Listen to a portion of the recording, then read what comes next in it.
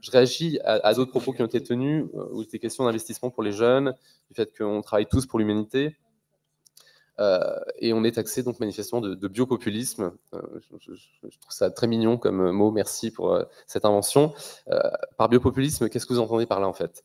Il s'agit d'écouter les familles, les équipes enseignantes, quand elles se plaignent depuis longtemps et qu'elles alertent de longue date. Je rebondis sur les propos plutôt de Serge Euler, sur les besoins en collège, notamment sur l'ouest strasbourgeois.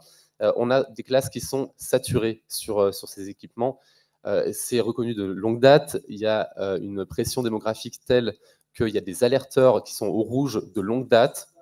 Il y a aussi également, je pense au collège Ansarp à l'Elzo, où il n'y a pas de cantine.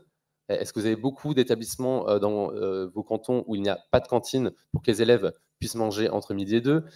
Je rappelle donc qu'il y a une mobilisation de longue date. Il y a des terrains qui sont bloqués depuis 35 ans. Depuis 35 ans, un terrain bloqué aux poteries pour ce collège.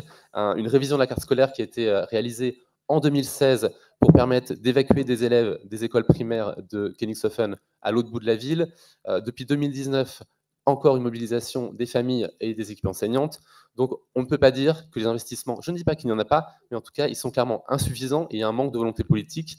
Et dernièrement, on a appris qu'il y avait donc enfin un terrain qui était arrêté par la CEA. J'espère qu'il n'y aura pas de retard supplémentaire qui sera pris, puisqu'il a été identifié qu'il devait y avoir impérativement une livraison d'établissement pour la rentrée 2026. On me parle maintenant de rentrée 2027, que de faire cours dans des containers, c'est sexy, c'est génial.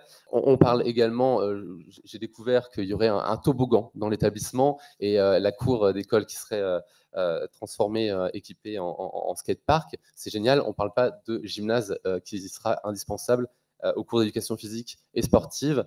Voilà, donc on est là ici quand même, je le rappelle, pour rappeler et relayer les attentes des citoyens et des citoyennes. Et je pense que tout le monde ici peut entendre qu'il y a besoin d'établissements et qu'il faut agir vite sur Strasbourg et probablement ailleurs en Alsace. Merci.